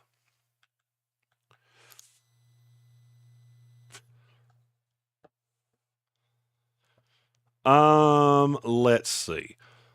Kyle Williams. So Kyle Williams is a player that I saw at the Senior Bowl. He's been at Washington State. I did not love the tape on him to the point of I knew who he was, but I was kind of dumbfounded when he got invited to the Senior Bowl. I always go through the Senior Bowl roster and just highlight guys of how the hell did you get here? And invariably, those are the guys that I'm paying closer attention to than I really do with anybody else. Kyle Williams last year had 1,200 yards at Washington State. They also played Portland State, San Jose State, Boise State, Fresno State, San Diego State, Utah State, Oregon State, Wyoming, just a whole bunch of damn nobodies. So his tape's kind of hard to evaluate because you're not playing against NFL competition. Like, I'm looking at every one of these teams. There is not a corner on my board that played at any of these schools. So I almost had to put you in a vacuum of what can you do, am I projecting that you can do at the next level, all of those things, and that's how I have to do the projection. I'm hoping I'm answering your question here because analytics specifically, if a guy's in two separate systems, one of them is a system very similar to mine, one of them is a system that is nothing like mine, I'm throwing out the tape that's nothing like mine because I'm not going to glean anything from it. If I can see you in a system that looks like mine, that's beneficial. I will say this, though. I think one of the unintended consequences of NIL and the transfer portal, we are seeing guys, A, with money in their pocket, B, that are staying in school for longer, C, that are playing earlier, getting on the field earlier, getting more actionable tape earlier, and I'm getting more of it on them. The bust rate is going through the floor. Nobody wants to talk about that. We're not missing on first-round picks at the rate that we were 10 years ago. When I write my book, I'm Horny and You're Here, that will be my draft manifesto of all the things that I have learned that will be released upon my death to explain that I'm not just a fucking crazy person. There is actually a rhyme or reason to what I am doing. That will be in it. That NIL, the one thing that it actually gave us that was beneficial, other than these guys having some jack in their pocket, is that we got to see more of these guys because they're in school for longer, and you have to play them or they're going to leave. Mob Squad 1914 said, I think the Texans reached for Donovan Jackson. I keep putting Donovan Jackson with the Cardinals because their offensive line coach was with him at Ohio State. And maybe maybe it's not the right way to look at that, but they have a familiarity with each other. I also don't love Donovan Jackson. So it's hard for me to look at a guy that I don't love the tape on. And it's fine. I just don't think he has much of a ceiling. It's hard for me to think a team's going to reach on that. Now I think the Texans could end up with him, just maybe not as a reach. I also, what a reach is for me and what a reach is for other people. If he goes in the first round, that's insane. Like if they reach for him at the back end of the first round, that's crazy. And I'll go on a straight tirade. Let's see. Randy L. Skip this if you can't, but what happened to PFF? I'm actually friends with a lot of the PFF guys. They lost other guys over the past couple years. Now they have two kids that just aren't the same level as the old guys, to be nice. Any insider info. So the two kids I think you're talking about, who are actually both about my age, are Connor Rogers and Trevor Sikkema. They are both close friends of mine. They do a lot of shit. So Connor works with the Jets. Trevor works with Tampa Bay. Trevor is putting a team in place because he is actually the guy running PFF. Trevor is legit one of the nicest guys in sports media, and he is fucking insanely smart when it comes to evaluation. He is also having to redo the way they do the draft because they have a lot of ideas that were not necessarily implemented in the past. PFF does a great job of the draft. They fixate a lot into the draft guide, which they give away with the subscription, which I think is very honorable. And now they're trying to work some guys in. They have a whole team. I met them all at the Senior Bowl. They're super young guys. And they're super young guys that really like working with each other, and they're going to grow over time. So if I was going to say anything, if you're not loving what PFF's doing right now, I use PFF every day. If you're not loving what they're doing right now, give them a year or two to grow because it is a very new staff, and a lot of the guys that I knew in the past are not there anymore. They've all gone to bigger and better stuff. The only thing I'll tell you is a place that hires that well, because they have had all these guys that have gone on to other ventures, they'll do it again.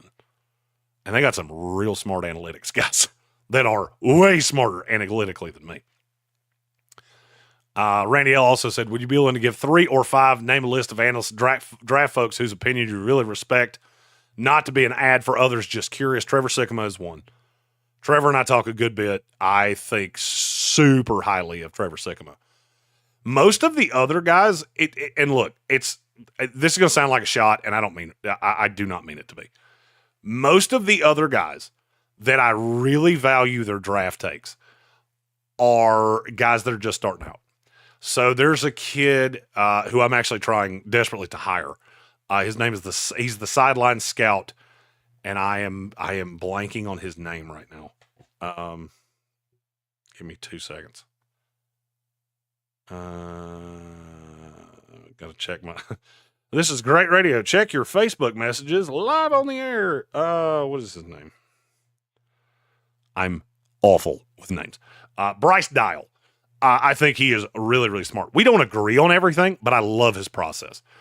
Bill Workman, that you'll see in our YouTube chat here, I think he is really fucking smart. He takes a very analytical approach, which I appreciate. Notorious B.I.G. I mean, hell, we got a ton of guys. Hell, I could start a scouting service out of the people in this chat, which I am super proud of, by the way. Now, as for national guys, Daniel Jeremiah is as plugged in as anybody. Field Yates is as plugged in as anybody. Field's not as good a mock drafter because he can be led astray. And I love Field. I almost ran him over with Parks Ford Mobile Studio at the Senior Bowl. Almost had the craziest story ever and wound up with a cool picture with he took a picture of the truck, which I thought he was doing for insurance purposes, but he just thought it was cool. That was a good story. Other national guys that I really respect their opinions. Mayock and I did not agree on a lot, but I really thought he did the work. Matt Miller and I talk a lot. I think Matt Miller is, I think he's a star in the making. Todd McShay is I didn't want to swear this many times. Todd McShay is a motherfucking G and one of the coolest guys I've ever met in my life. He said some very kind stuff to me at the Senior Bowl. He's out on his own now. After the ESPN thing went asunder, now he's with the Ringer. Basically, he's running his own shit with his own guys, and I think the world of Todd McShay. Again, we don't always agree on everything, but they do the work, and I respect their opinion. Other people's opinions do not skew me. My opinion is my opinion, because my face it's coming out of my suck hole, which means it's tied to me. But I will take what other people say and go back to the tape. I always go back to the tape. If you're not going back to the tape, you're doing it wrong. And I'll be honest with you, Connor Rogers, the guy that you were just talking about at PFF, he was the one that got me on to Jacob Parrish because he mentioned him, and I went, that little short shit from Kansas State? I hated his tape. Oh, put him in the slot, stupid. He's too short to play on the outside. Now take his ability to come up against the run. Oh, now good. And now I love him because I went back and watched the tape and went, oh, now I see what you're saying. I thought he was just a little short shit that thought he was DJ Reed and could play out on the outside. No. He's a slot guy. That was a rant. I apologize. I did not mean to do that, but I hope that answered your question. Demetric, as a Bears fan, what do you expect out of Fields with the Jets? Not much. I mean, I think he's going to run for a lot of yards. I hope he can be, I think he was a 65% passer last year with Pittsburgh. I'll sign up for that right now. I also hope they get him some fucking weapons. So, I mean, look, I hope the kid proves me wrong. I didn't like him as a prospect. I understood why you moved on with Caleb Williams. Hell, I said you should draft Bryce Young 2 years after you drafted Justin Fields. So I don't have high hopes, but, I hope I'm wrong. And by the way, I just want to say this one time since it's, 10:47 and we're closing in on 11 Eastern time. And that means that I got to stop talking. I never hope guys fail ever. I know it doesn't sound that way. I never hope these guys fail. The amount of work that it takes to get to this point is staggering. Just because I don't like your tape does not mean I want you to fail. I wish everybody could succeed. It's just not the way this works. It's just like capitalism. Not everybody can be rich. It's the way it works. But I will never root for a guy to fail. Except Baker Mayfield. Fuck that guy. A bunch of his little fanboys put my phone number and my home address out in a damn disc or in a Reddit one time. And then he blocked me on Twitter. Like a bitch. Sir Jimothy, where do you think Shamiri Dike, wide receiver, will fit best, and what is his ceiling? If you didn't already cover him, I have not already covered him. I thought he had a pretty solid week at the Senior Bowl. He was not complete. I'm not going to say he wasn't on my roster because he very much was. He was not high on my roster before that because I don't think there's.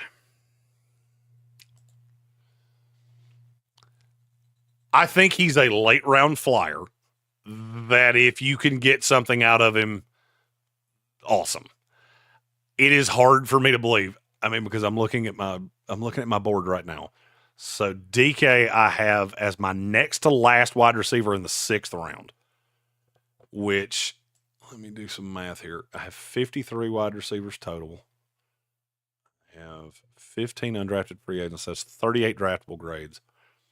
I probably have him right about wide receiver 29. It's hard for me to think 29 receivers are going to hit. But if he can carve out a niche role and just grow into it, that's awesome. I think he has some physical limitations because he's not quite as big as I would want him to be. He's not. I think he's raw, but can he grow into a player in the NFL? I hope so. He definitely took a step forward at the Senior Bowl because not many people were talking about him, and they definitely did afterwards.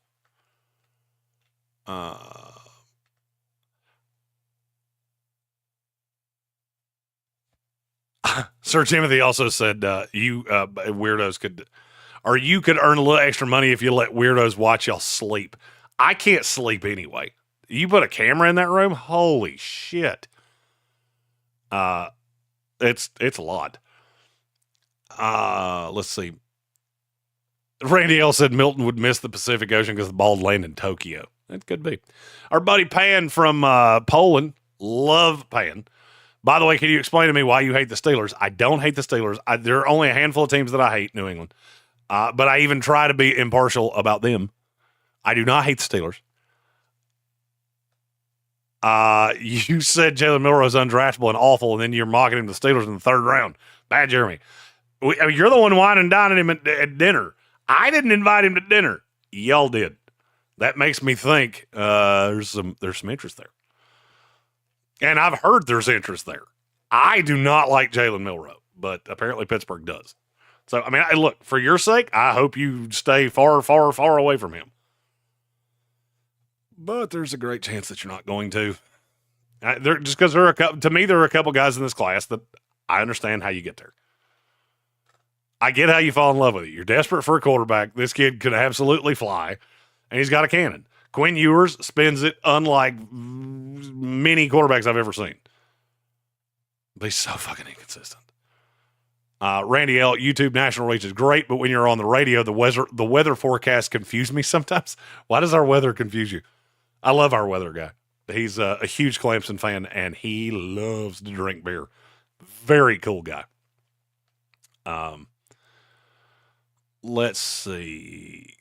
Joseph Osteen said, Jeremy, explain Josiah Stewart's pass rush win rate to me. He is a situational pass rusher that is really whittle. But damn it, if you put him on the field in obvious pass rushing situations, he is going to eat the lunchbox of any big plotting ass offensive tackle that he can get around. He's super small. He's in that Elvis Doomerville role of he's going to stand up. He's going to beat you with speed. I mean, his pass rush win rate was 27%. He's not going to do that in the NFL. But I do think I think a lot of people are sleeping on him, and I don't really understand why. If you're big on Princely and Mon Malayan, I'm not sure how you're not big on Josiah Stewart. Because they're both situational to begin with, to me. Connor Long was talking about, a fellow Jet fan, was talking about quarterbacks in next year's class with Nico and Carson Beck. I and Haley Cavender have about the same opinion of Carson Beck right now. I hate him with every fiber of my being because his tape is so fucking bad. And that is with the most talented roster in America. So Beck is on my watch list too. I just have very, very low expectations. Sir Jimothy asked if Lagway is on my watch list. He's not because he's not draft eligible next year. He was only a freshman this year. So now a year from now, he will be very high, most likely on my watch list. Chad Reagan asked if Malik Murphy's on the watch list. He is. He's a little lower, but he is on the list of guys that I'm going to really dig into over the offseason. Detroit Fan Man, if we're talking future quarterbacks, it's the ace in Oklahoma. Should be the top of your list. General Axel Booty, best name in a generation. He does have a great name. Is he still at Oklahoma? I know they have a young kid that passed him. I'm not sure if he's still there. I could be wrong. Let's see. By the way, good morning, everyone. This is from Pan because it's 4:35 in the morning in Poland. That's commitment. That is commitment to the cause. That was also 19 minutes ago, so I apologize that it's taken me so long to work through this. Jack S. said, Jeremy, what are you doing live at this hour? I needed to talk to the smart listeners of this show, talk about the draft because I had some draft shit I wanted to get out, and I wanted to not be asked about meaningless, irrelevant players. And you guys have done that in droves, and we've now been doing this for an hour and 50 minutes. Now, hit it as I was doing that. Bill Workman said, count me in for college game times. I need out on some college football. Jekyll said, I personally love the idea. I'd love to get more involved in college football. And Bill Workman said, nerd out, not need out. There we go. For sure. Okay, so that's two that are on board for the college idea. It was something we workshopped. I like it a lot. Sir Jimothy said, Poland, you stud for being on so early. It's 10:35 host time. It is now 10:55 host time. And so I got about 5 minutes left in me, which means I'm going to crank through this and then get that mock draft that Red Sea was asking for. Pan said, I have work at 6 a.m., so I'm here. And every year, Draft Live in Poland's at 2 a.m., so I'm used to it. And Pan has been around for a minute. He's a show G as well. He's been here for a minute. How many drafts is this for you, Pan? Just out of curiosity. Randy L., what impact do you think Justin Fry had on the Ohio offensive line? Ohio State offensive line is what I'm assuming you were asking. Will his hiring hurt their prospects in future years? In his 3 years there, he had several top picks. In the 5 years prior, not as many. That is more cyclical to me. I mean, look, he's a good coach. There's a reason he got hired in the NFL. He's the Arizona Cardinals offensive line coach. Do you think he developed well, or was his line system just something that worked well based on what you know of the school itself and what you've seen of the draft picks in the NFL? I will say this. One thing that changed is the NIL. And Ohio State's got more money than anybody else. So they've been able to really stock that pool. And that's not me taking a shot. You're playing the game as the game is played now. So it's not a shot. You take your shot, and they're doing it every single year. Bangus Garchi, said Logan Paulson and Santana Moss. Another former Jet. Yes, Santana is involved with that as well as Fred Smoot. And there's another one, and for some reason I always forget him. He's going to be on that call in the morning, and I swear to God, I'm going to be like, I have mentioned you 3 times, and I have forgotten your name all 3 times. I apologize. Jonathan Welch said, Beard, that's your tag. I am not sure what I said. Apologies, I'm running way behind. Red Sea, Donovan Jackson would have to be the team's 3rd-round pick. They won't take a guard any higher than that. That's where I keep mocking him, is in the 3rd round. iShine 101 after the edge from Penn State goes. Don't you think it's kind of a toss-up amongst edges? I don't mind teams moving up with Seattle, who needs draft capital, to grab that Boston College kid. That's about the wheelhouse for Donovan Ezaraku, who I just love. And I love him more as time goes on. Randy said he was not talking about Connor or Trevor, the 2 newest kids. He doesn't know their names. Yes. So, Randy, the NFL Stock Exchange is Connor, and that is Connor and Trevor's individual show. Trevor still does PFF. Connor is, that's what I thought you were talking about. I did not know they had 2 younger kids. You're probably talking about Dalton Wasserman, and I do not know the other kid's name. He is one of Trevor's guys. He is one of the analytics guys. If I'm betting, just because you said young, so I'm going to assume it's somebody younger than Trevor and myself. They're just filling out their way. You know, I have not seen their show. I didn't even know they had a show. So it tells you how good of a fan I am. But I do consume a lot of their written content. He also said, "Oh shit, I'm almost to the end. I'm almost to the bottom of the chat here." He said, I feel like you and Brett Coleman would have a good chat that I'd love to watch. He seems to know his shit. He does know his shit. I do not know him personally, but I have come across him at a few events, and I think he very much does know his shit. Randy, I'll have to check. who you're referring to there with PFF. I'll take a look.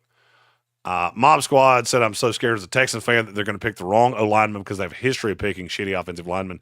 All right, I'm just going to tell you this as clearly as I can. Houston is not good at drafting offensive linemen. They're not. Historically, they take guys about 2 rounds ahead of where they should be. And that's just, it's not good. It's not good, and it's scary. And I think you have a right to be scared because you look at their history drafting offensive linemen, and look, there are certain positions certain teams can't scout well. And offensive line is one of those for Houston. So, the hope is that they've got this year down. But I must say, I agree with you. I'm legit worried. Bill Workman, tape doesn't lie to you if you know what to look for. That's exactly right. Dylan Joyner, favorite draft bet. My favorite draft bet is Travis Hunter to be drafted by the Las Vegas Raiders at plus 4,000 right now, which would actually bypass Trayvon Walker as my best prognostication. So if it happens, just know I will get more insufferable because that will be 3 of the last 4 years that I've hit one of those that's real, real good. Okay. Chad Reagan said, I thought Booty went to Louisiana Monroe and the Sun Belt. That's what I thought. I thought he had transferred out of Oklahoma because they have that young kid that replaced, what the hell's his name? Oh, I can't remember his name. They had a young kid. Now it's John Mateer, so none of it matters because John Mateer is going to be the quarterback there for 2 years. Red Sea still stuck at work. Sorry, bro. I feel bad for you. I have done that. Jackson Arnold. That was the kid that got replaced. I can't remember the kid's name that replaced him as the runner. And he was bad. South Carolina ate his lunchbox. Detroit Fan Man says, is it time for a mock draft? Maybe enough time to do a speedy pick'em. I was going to do an Arizona mock for Red Sea. Let's see. Boop. I'll do this quickly because it is getting late here on the East Coast, and I'm getting sleepy for the first time in several days.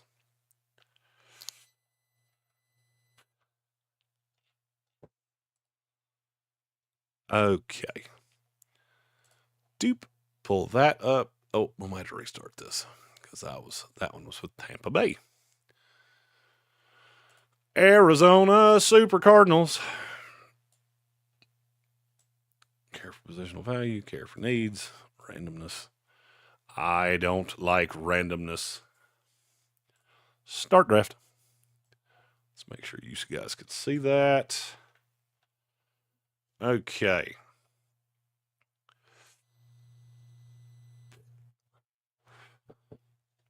So here Will Johnson is gone. The pass rushers are still here. Let me pull up my team needs for the Cardinals here. So they added Calais Campbell, which that will take one of their spots in one of their 5-tech spots. So they still need a 5-tech. I would like another linebacker. I'd like a corner. I got to add a guard at some point. I'd like another receiver.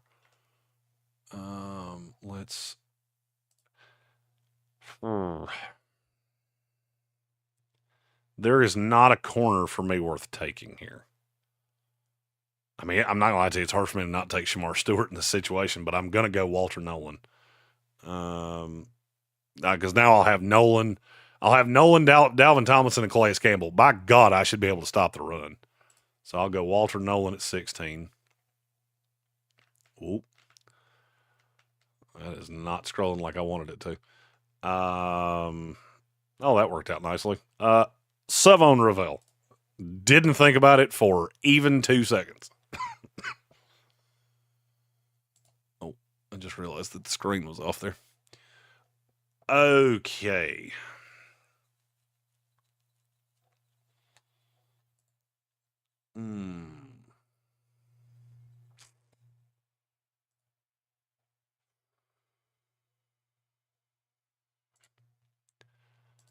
trying to decide if I want to go. Oh, good God. Jonas Savanea is still here at 78. Get the fuck out. Okay. That's fine. I'll just go ahead and do that too.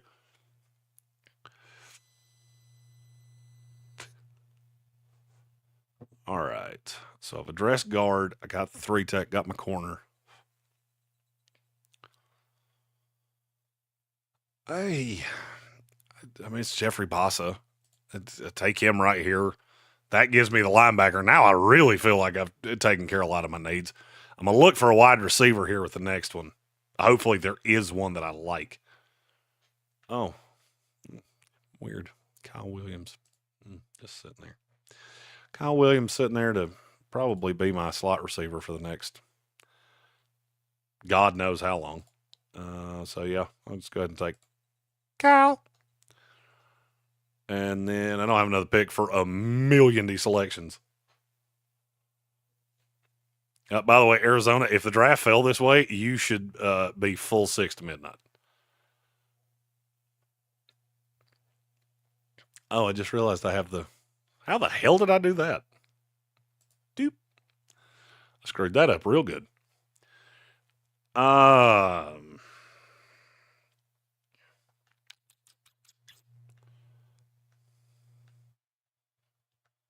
take a guy I like here, regardless of position.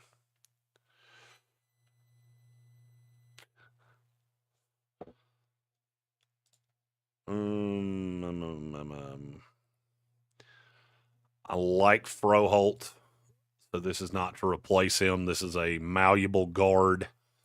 So I'm going to go Clay Webb because he can play center and guard. I have him just ahead of Joshua Gray. If you took Joshua Gray, I wouldn't have a problem. So now I took a tackle if I need one for Jonah Williams, and I took a guard that I think could play right away with Clay Webb. So potentially hedge my bets with both. If not, then I got a developmental piece in Clay Webb that can play center or guard. Let's see. Let me move the screen. OBS is jumping on me. Who's shocked?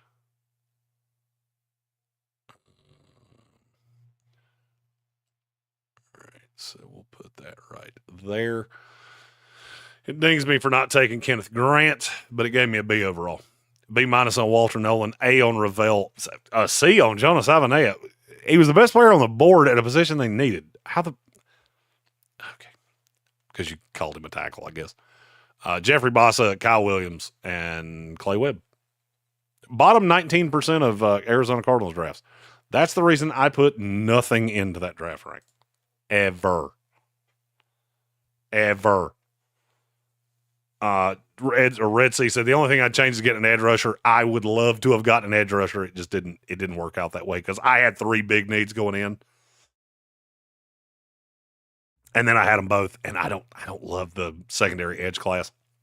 Basically, you have a weird jump from 115 to 152. You have another weird jump from 152 to 225. So I would have loved to do one of those, but didn't work. All right, so there's 19 of you left.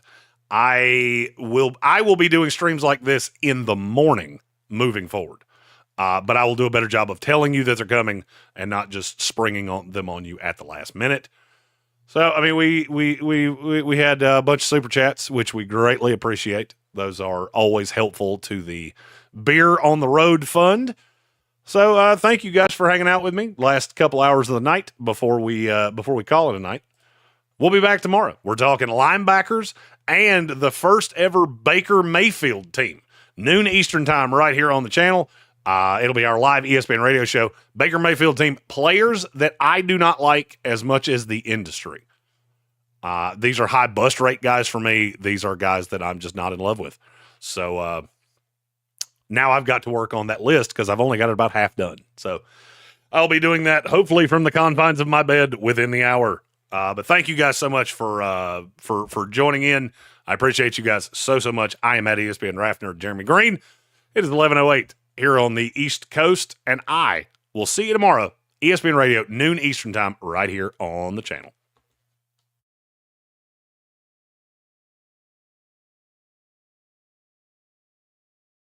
I was built to last, with the webs I'm weaving, I could trade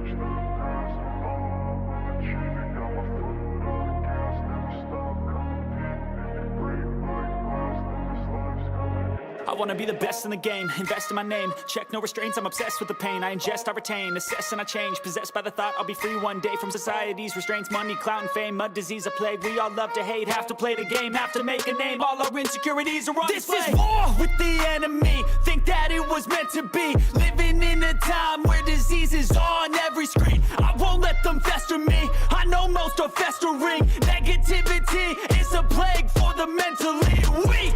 No mercy, all I got is working. Never stop searching, never quench the thirsty. I'm toxic and psychotic, with this logic you can't stop it. It's been chronic since I was a boy, so neurotic and chaotic. Built to last with the webs I'm weaving. I could change the past with all I'm achieving. Got my foot on gas, never stop competing. If you break like glass, then this life's gonna eat 'em. Make mistakes real fast, then you learn how to beat 'em. If you take off the cast, you can see all the healing. If the pain's in the past, move on from the grieving. Put your foot on the gas, no, never stop competing, yeah. I've been doing this, I'm on it.